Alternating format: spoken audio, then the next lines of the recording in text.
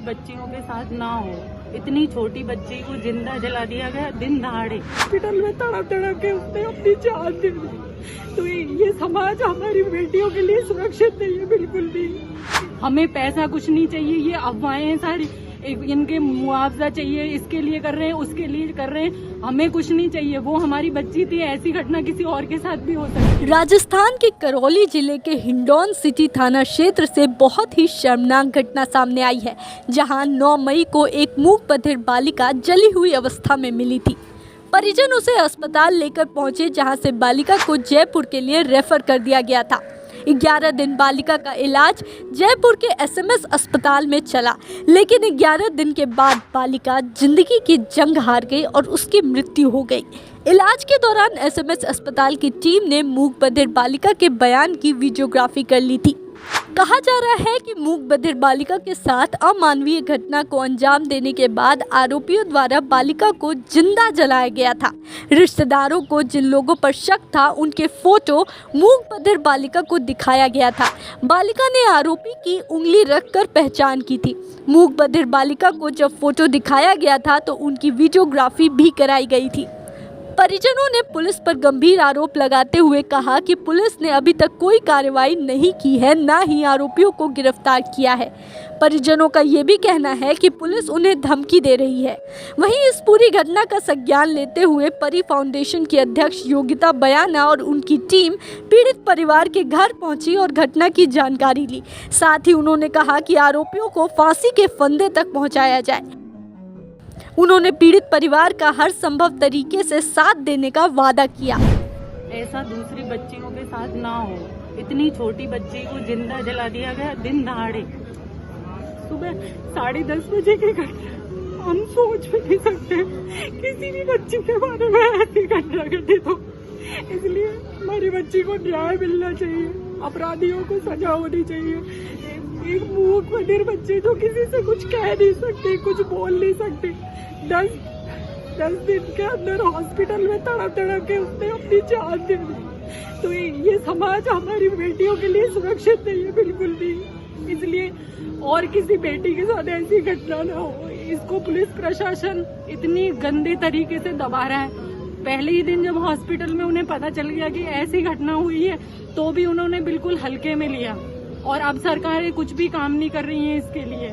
और हमारे नेता सब आ जाते हैं, वोट लेने के लिए आ जाते हैं, लेकिन हमारे समाज में ऐसी घटनाएं नहीं हो और हमारी बेटियां हमारे समाज में सुरक्षित रहें, इसके लिए हमें आवाज उठानी पड़ेगी। और हमें न्याय चाहिए, हमें पैसा कुछ नहीं चाहिए। ये अफवाहें सारी, इनके मुआवजा चाहिए, इसके लिए कर रहे हैं, उसके लिए कर रहे हैं। हमें कुछ नहीं चाहिए, वो हमारी बच्ची थी। ऐसी घटना किसी और के साथ भी हो सकती है। एक मूक बधिर बालिका जो एक 8-9 साल की छोटी बच्ची है, उसको लोगों ने दिन दहाड़े जला दिया। और उसने बताया कि मुझे कैसे जलाया, किसने जलाया। उसने अपने बयान भी दिए, फिर भी सबके सामने उसको दबा दिया गया। तो हमारी यही मांग है कि सारी जांच वापस हो, सारे अधिकारी वगैरह सब जांचों को ढंग से करें और इस केस पे ज्यादा से ज्यादा ध्यान दिया जाए, क्योंकि कोई बड़ी महिला के साथ ये घटना नहीं हुई है। बड़ी महिला के साथ नहीं हुई है, वो एक छोटी बच्ची थी, 8-9 साल की बच्ची, जो एक समाज के लिए बहुत बड़ा संवेदनशील मामला है और इस मामले को उठाना चाहिए। इसका मतलब 8-9 साल की बच्ची हमारे समाज में सुरक्षित नहीं है। लोग ऐसी बातें करते हैं, बच्चियों को यहाँ पढ़ने भेजो, वहाँ पढ़ने भेजो, विदेशों में भेजो। ऐसे डर के तो माँ बाप अपनी बच्चियों को पढ़ाएंगे ही नहीं, फिर घर से निकलना ही बंद कर देंगे उनका। इसलिए हमारी यही मांग है कि हमारी बच्ची को न्याय मिलना चाहिए। जो एक मूक बधिर थी, सोच भी नहीं सकती, जिसके बारे में हम सोच नहीं सकते, वो बच्चा जो किसी से कुछ कह नहीं सकता, बोल नहीं सकता, केवल इशारों में वो बता सकता है। लोग उसकी पीड़ा को नहीं समझ सकते। 10 दिन हॉस्पिटल में उसने कितना असहनीय दर्द सहन किया होगा, जिसके बारे में हम सोच के भी सोचते हैं कि उस बच्चे ने कैसी तड़प के अपनी जान दे दी। कोई बीमारी नहीं है ये, दिन दहाड़े उसको जलाया गया है और उसको सरेआम गुंडे बदमाशों ने उसको जला दिया। इसलिए हमारी यही मांग है कि हमको न्याय मिले और पूरी अच्छे से पूरे केस की छानबीन की जाए। हमारी बच्ची को न्याय मिलना चाहिए, चाहे इसके लिए कुछ भी करना पड़े। पुलिस तो अपना केस रफा दफा करना चाहता है, दबाना चाहता है, नेता वोट चाहते हैं, लेकिन हम हमारी बच्ची के लिए न्याय चाहते हैं, जो एक 8-9 साल की छोटी बच्ची थी और वो भी मूक बधिर जो बोल नहीं सकती थी। ये एक बहुत संवेदनशील मामला है। मैं दिल्ली से आई हूँ, हमारी संस्था जो ये ऐसे ही दरिंदगी का शिकार जैसी बच्चियां हो जाती हैं, पूरे हिंदुस्तान में हमारी संस्था जाती है।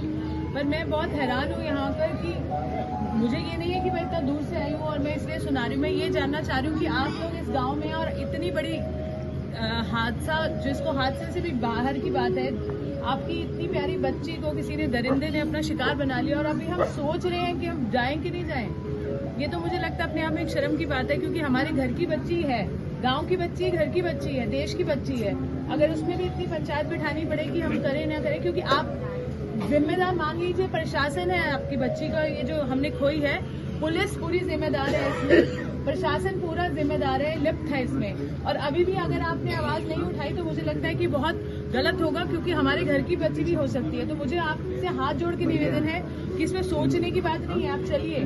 मैं खुद कब से यहाँ इंतजार कर रही हूँ कि आप चलेंगे। तो मैं यहाँ वकील साहब भी आए हैं, जयपुर से आए हैं, हम सबकी यही राय है कि आवाज उठानी पड़ेगी। बैठ के पंचायत करने से इस समस्या का हल नहीं निकलेगा। हमारी बच्ची जा चुकी है, उसे हम वापस नहीं ला सकते। हम क्या कर सकते हैं उस बच्ची के लिए कि हम न्याय ले सकते हैं।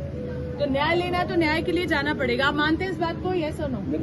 मानते हैं तो बस चलिए। बस इसमें और ज्यादा सोचने की समझने की कोई गुंजाइश नहीं है, हमें जाना पड़ेगा। बस मैं आपको इतना ही बोलना चाहूंगी। और मैं इस न्याय की लड़ाई में इस परिवार के साथ हूँ, जैसे पूरे देश के बच्चों के साथ हम खड़े रहते हैं।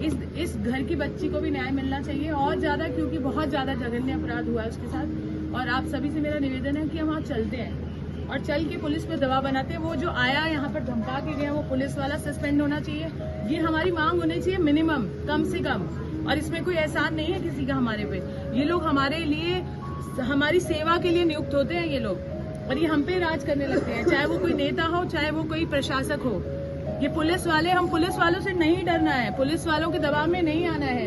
अब तक इतने दिन वेस्ट किए, हो सकता है हमारी बच्ची बच सकती थी, पर अब जो हुआ है उसको हम वापस नहीं कर सकते। हम ये कर सकते हैं कि बिना डर के, बिना संकोच के, ज्यादा से ज्यादा वो क्या कर लेंगे, पकड़ लेंगे, डिटेन कर लेंगे। कोई कानून नहीं है जो हमें जेल में डाल सके। हम अपनी बच्ची के न्याय की आवाज उठा रहे हैं, तो डरने के बिना, वकील साहब भी हमारे साथ है, डरे बिना चलिए। कोई आपको हाथ नहीं लगाएगा, मेरी जिम्मेदारी है, कोई कुछ नहीं करेगा। हम जाकर बस उनसे न्याय मांगेंगे, पोस्टमार्टम की रिपोर्ट मांगेंगे, और बस यही हम उनसे दरकरार है कि इनको सस्पेंड करें, जिन्होंने एक्शन नहीं लिया। अभी तक गिरफ्तारी क्यों नहीं गई, इतने दिन निकल गए। और 164 का बयान जो सबसे इम्पोर्टेंट बयान था, मजिस्ट्रेट आके अस्पताल में ले सकती थी, वो इतना बड़ा सबूत होता, हमारा केस को बहुत मजबूत करता, वो ही नहीं हुआ। बहुत बड़ी खामी रही है इस केस में, जिसकी वजह से हो सकता है न्याय की प्रक्रिया आसान नहीं हो, इतनी जल्दी से न्याय नहीं मिलेगा। अगर हमारे साथ वकील सब जैसे लोग खड़े रहेंगे तभी शायद हमें बहुत पुख्ता तरीके से न्याय मिल पाए। पर आपका क्योंकि बयान ही नहीं हुआ इस बच्ची के, तो बहुत बड़ा एक लैप्स है। और इसमें पूरी की पूरी जिम्मेदारी पुलिस की है। पुलिस से सवाल उठाना हमारी जिम्मेदारी, हमारा हक है।